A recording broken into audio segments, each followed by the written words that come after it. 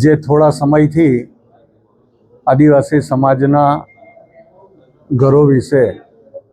જે દુષ્પ્રચાર ચાલી રહ્યો હતો એને માટે આદિવાસી સમાજના આગેવાનો સાથે જિલ્લાના પ્રમુખ શ્રી ભુરાભાઈ હું બધા ભેગા થઈને ગત 23 તારીખે કમિશનરશ્રી સાથે મુલાકાત કરીને જે કંઈક પ્રશ્નો આદિવાસીઓના ઘરોના હતા એને માટે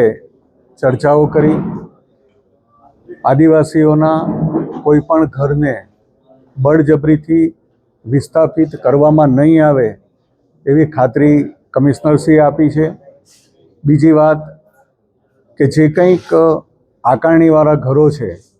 એ આકારણીવાળા ઘરોના જે 25 વર્ષથી 30 વર્ષથી જે આદિવાસી રહે છે એમના ઘરોને માટે પ્રોપર્ટી કાર્ડ બનાવવા માટે એક અલાયદી વ્યવસ્થા કોર્પોરેશનમાં ઊભી કરીને એક માણસને અલાયદો એને માટે ડેપ્યુટ કરીને નિમણૂક આપીને એ જે કંઈક આકારણીવાળા ઘરો છે એના ડોક્યુમેન્ટેશન તૈયાર કરી, કાગળો વ્યવસ્થિત તૈયાર કરી એને સરકારમાં મોકલવા માટેની એક વ્યવસ્થા ઊભી કરવાની પણ એક બાંહેધરી આપી છે. બીજી વાત એ પણ છે કે જે કંઈક આદિવાસીઓના પ્રશ્નો છે એને માટે ભવિષ્યમાં પણ કંઈક મુશ્કેલી ઊભી થાય તો આદિવાસીઓના સમાજના આગેવાનોને બોલાવીને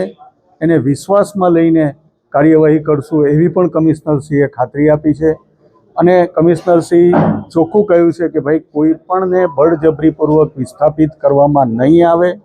અને જે કંઈક ભ્રામક પ્રચારો, જૂઠા પ્રચારો જે કંઈ ચાલી રહ્યા છે એનું સંપૂર્ણ ખંડન કમિશનરશ્રીએ પણ કર્યું છે અને અમે પણ જિલ્લા ભાજપના પ્રમુખ શ્રી ભુરાભાઈ અને હું પણ એક ધારાસભ્ય તરીકે એ વાતનું સંપૂર્ણ ખંડન કરીએ છીએ કે આવી કોઈ જ ચર્ચા ચાલી નથી અને કોઈ પણ આદિવાસીને બળજબરીપૂર્વક વિસ્થાપિત કરવાના થતા જ નથી.